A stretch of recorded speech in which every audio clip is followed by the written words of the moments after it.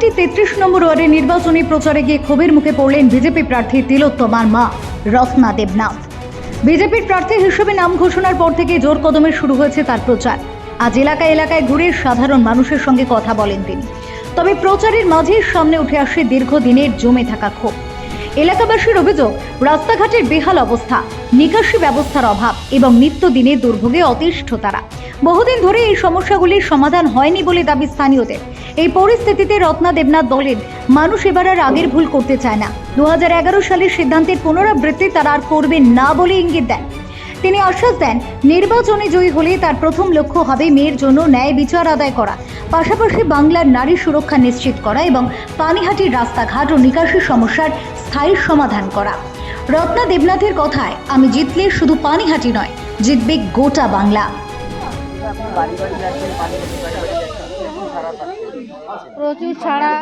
প্রচুর মানুষ অনেক অভিযোগ করছেন এই যে ড্রেনেজ ব্যবস্থা, রাস্তাঘাটের জন্য। আমাদের বক্তব্যের আগেই মানুষ বলছে এবার আর ভুল করব না, এটাই বলছে, এবার আর ওই ভুলটা করব না যেটা 2011 সালে করেছিলাম। 100%। আর কি করবেন যদি জিতে আসতে পারেন? প্রথম কাজটা কি করবেন? প্রথম কাজ আমার মেয়ের ন্যায় বিচার, তারপরে আর কোনো দ্বিতীয় যেন অবহেলা না হয়।